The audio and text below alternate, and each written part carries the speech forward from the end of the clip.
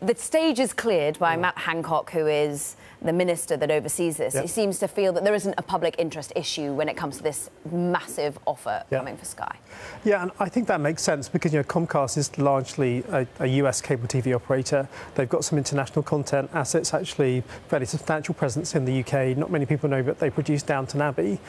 So they could have potentially been a little bit of overlap there. But I think in terms of the real public interest issues which have beleaguered the Fox bid, which is around control of news media, there just isn't an issue. So I think this is the news that people expected to hear, to be honest. Let's talk about the rival bid. The Fox bid is 40% less currently as it stands than the Comcast bid, and is behind the curve in terms of regulatory sign-off as well. Yeah, it's kind of really still very much in the balance for them. And I think even if they get clearance from Matt Hancock, which should come by mid-June, they then need to think about raising their offer, which then has knock-on consequences for the Disney bid for Fox. So it's a very complicated set of arrangements that needs to fall into place.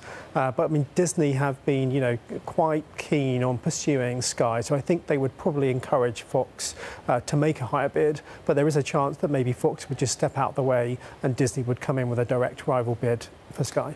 Yes, James Murdoch, the Fox CEO, said this month that Fox was considering its options, so it's not out of the question. Matthew, are there any other hurdles to Comcast actually bidding it and winning potentially the Sky deal? Well, I think at the moment the Sky board have taken away the recommendation of the Fox bid, but they haven't gone directly behind the Comcast bid. So there's that issue there. They would need to get support from the independent directors for the bid. It's also going through the usual EU clearance processes. So I think we would have to get through that regulatory process through. But again, we would not expect any significant regulatory hurdles for that Comcast bid, to be honest. Now, does the US regulator, any of them, have any say in this whatsoever, or is this purely a Britain and EU decision, regulatory speaking? In terms of the Sky bid, then it'd be very much UK and EU, not a US issue at all.